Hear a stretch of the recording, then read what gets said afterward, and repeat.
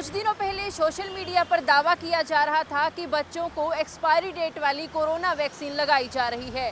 हालांकि सरकार ने इसे गलत बताया है। सरकार की ओर से कहा गया है कि ये खबर आधी अधूरी जानकारी पर आधारित है।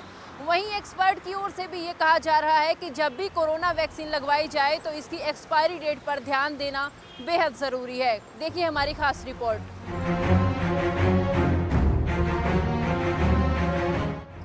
देश भर में कोरोना के मरीजों का आंकड़ा लगातार बढ़ता जा रहा है। ऐसे में वैक्सीनेशन अभियान में और तेजी लाई जा रही है। अभी भी यहाँ ऐसे काफी लोग हैं जिन्होंने अब तक वैक्सीन की कोई डोज नहीं ली, लेकिन अब कोरोना के बढ़ते केसेस को देखकर वैक्सीन लगवाने आगे आ रहे हैं। 3 जनवरी से 15 से 18 साल की उम्र के बच्चों का वैक्सीनेशन शुरू हो चुका है। हालांकि वैक्सीन को लेकर तमाम तरह के सवाल भी उठते रहे हैं। हाल ही में ऐसी खबर सामने आई थी कि कुछ बच्चों को एक्सपायर हो चुकी वैक्सीन लगा दी गई। स्वास्थ्य मंत्रालय ने इन खबरों को झूठा और भ्रामक बताते हुए सिरे से खारिज कर दिया। अमेरिका के न्यूयॉर्क में एक्सपायरी डेट की वैक्सीन का मुद्दा उठ चुका है। वहां के एटीसी वैक्सीनेशन सर्विस ने सरकार को इस गलती की जानकारी दे दी थी। दरअसल 5 से 10 जून के बीच लोगों को फाइजर की एक्सपायरी डेट वाली वैक्सीन लगा दी गई थी। वैक्सीनेशन सर्विस ने बताया था कि उन्होंने वैक्सीन को बहुत लंबे समय फ्रीजर में रखा था। फ्रिज में पड़ी इन वैक्सीन की एक्सपायरी डेट निकल गई थी और वर्कर्स ने बिना चेक किए 899 लोगों को एक्सपायरी वैक्सीन की डोज दे दी। इसके बाद लोगों को एडवाइजरी जारी कर इसकी जानकारी दी गई। अगर आपने इस अवधि में वैक्सीन की पहली डोज ली है तो इसका सीधा मतलब है कि आपने वैक्सीन की कोई डोज नहीं ली और आपको फिर से अपना पहला वैक्सीनेशन कराना होगा।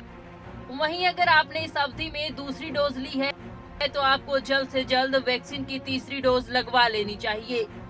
एटीसी वैक्सीनेशन सर्विस ने एक स्टेटमेंट जारी करके लोगों से माफी भी मांगी थी और कहा था कि वो जल्द से जल्द फिर से अपनी डोज ले लें।